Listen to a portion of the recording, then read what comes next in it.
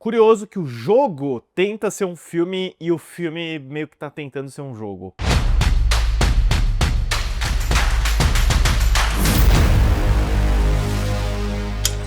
Olá, fãs da Sétima Arte, meu nome é Lucas Nascimento e esse é o Lucas Filmes, e hoje eu tô aqui para falar sobre Until Dawn, Noite de Terror, novo filme dirigido pelo David F. Sandberg. Mas antes eu vou pedir para você curtir esse vídeo, se inscrever no canal e ativar o sininho para não perder notificação dos próximos vídeos. Olha pessoal, eu não sei se eu já falei isso sobre David Sandberg aqui no canal, né? Eu comentei os dois filmes do Shazam que ele fez para DC nos últimos anos aí, mas a carreira do David F. Sandberg, a forma como ele chegou em Hollywood, é uma das maiores inspirações da minha vida, tá? Eu acho que ele conseguiu algo que muitos cineastas amadores, produtores de curtas independentes sonham, que é fazer um curta de terror bombar na internet e esse mesmo curta abrir portas para que você chegue em Hollywood com suas ideias originais de terror, com seus contratos para fazer outros filmes do gênero. David F. Sandberg tirou a sorte grande, né, 10 anos desde que ele fez o Quando as Luzes se Apagam pro James Wan na Warner Bros. Em New Line, e agora, né, depois de ter passado pelo Annabelle 2, pelos dois filmes do Shazam, o Sandberg tá voltando pro terror, né? Fazia um tempinho desde que ele não se aventurava em dar sustos, em provocar medo, e ele é contratado para dirigir essa adaptação do Until Dawn, que é um jogo de PlayStation de 2015 muito popular, que inclusive era protagonizado pelo Rami Malek e a Hayden Panettiere do Heroes, que basicamente consiste numa narrativa de 10 horas, é uma história de terror ambientada numa locação só. Eu nunca joguei, para ser sincero, mas muitos amigos jogaram, gostaram bastante.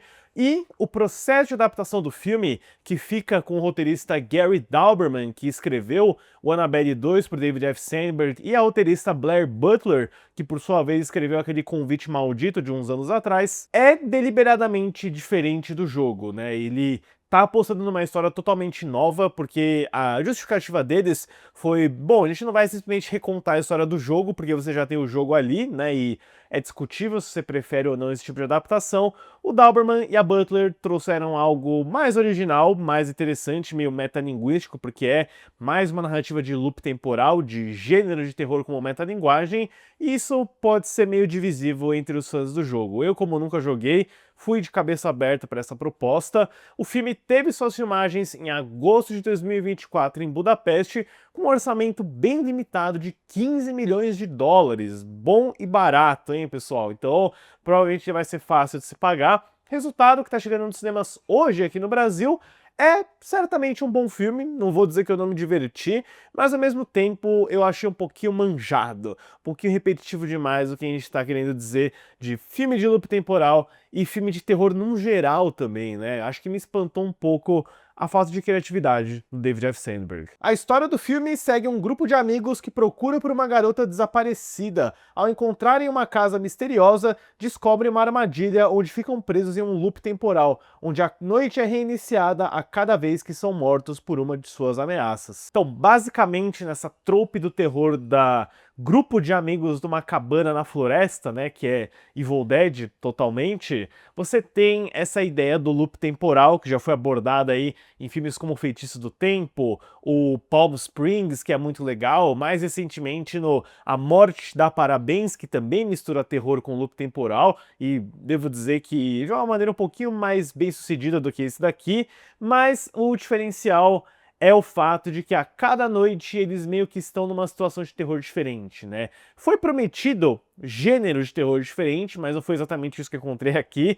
Basicamente, a cada noite tem uma ameaça diferente. Tem um mascarado com uma máscara quebrada de palhaço, tem uma substância que faz eles explodirem, tem uma bruxa solta por aí, tem essas criaturas que chamam Wendigos, que tem toda uma lore e uma origem para elas, que é o fator mais interessante do filme, na minha opinião, mas é basicamente uma repetição de alguns sustos e artimanhas, né? Primeiramente, acho que esse é o ponto da direção do Sandberg que me decepcionou um pouco, porque eu considero ele um diretor bem criativo, bem habilidoso. Aqui, eu acho que ele tá bem preso ao jumpscare, aquele susto alto e barato que certamente funciona. Tem dois casos onde o susto é bem feito, na minha opinião, mas na maioria dos casos, assim, foi muito normal, muito comum. E eu acho que não ajuda muito bem o fato de que o elenco que ele reuniu aqui é meio fraquinho. Eu não gostei muito de nenhum desses personagens, nenhum deles me passou muita verdade, assim, parece que eram de fato atores interpretando personagens. E você tem, né, um elenco aí formado pela Ella Rubin, que pra mim é a cara da Rachel Weisz, o Michael Cimino, que já é da turma do Annabelle, ele fez o terceiro filme do Gary Dauberman, e a Odessa Azion, que é uma atriz que eu acho muito interessante, ela estava no remake do Hellraiser alguns anos atrás. Nunca comprei nenhuma relação ali e me pareceu um pouco forçado as interações entre eles. Então, é um grupo de personagens onde você não torce muito por nenhum deles, e isso é meio que chave quando o seu filme de terror vai exigir que todos eles morram inúmeras vezes. Você tem a protagonista da Ella Rubin procurando a irmã perdida dela, o que é um clichê básico aí de filme de terror, né? Mas nem isso foi o suficiente para me manter investido, sendo bem sincero. Eu acho que existem algumas homenagens interessantes, né? Logo no início você vê uma pessoa saindo debaixo da terra, levantando a mão igualzinho o pôster da Morte do Demônio clássica do Sam Raimi, e me agrada bastante o uso de efeitos práticos bem nítidos aqui, pessoal. Você vê que não é um filme muito cheio de CGI, né? A maquiagem dos mendigos é muito boa, os efeitos de desmembramentos e mutilações são muito chocantes e impactantes, então foi legal ver o David F. Sandberg indo um pouco mais pro gore, pro gráfico, do que na maioria dos filmes anteriores dele, mesmo que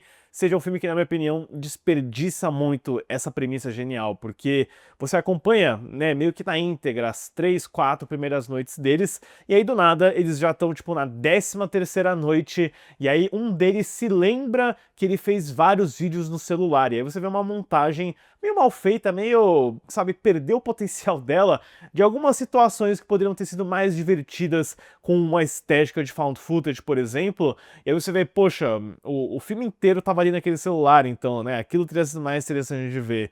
Enfim, existe também esse personagem vivido pelo Peter Stormare, o Dr. Alan Hill, que até onde eu vi é um personagem do jogo, inclusive interpretado pelo próprio Peter Stormare. Ele chega para trazer um pouco mais de explicação e lore, mitologia para essa história. E eu até confesso que eu achei interessante, mas é o tipo de explicação onde, assim, não vai fazer muito sentido. Não vai dar muitas respostas sobre por que aquilo acontece, o que é aquele experimento, só toda a origem dos Wendigos. Isso é de fato interessante, mas eu acho que não chegou muito lá pra mim, pessoal. É um filme que, apesar de eu estar me divertindo enquanto eu assistia, ele é curto, ele tem 1h40, é aquele tipo de caso onde você vai pensando mais nele, ele vai diminuindo, ao invés de ficar melhor, assim. Aí eu sinto que, pra carreira do David F. Sandberg, que eu acompanhei com muito interesse nesses últimos anos, me parece que é mais um filme assim pra ele relaxar. Eu sinto que o estresse que ele passou no Shazam Fúria dos Deuses foi muito grande. Esse aí foi tipo, vou me divertir, vou experimentar e brincar um pouco. E dá pra levar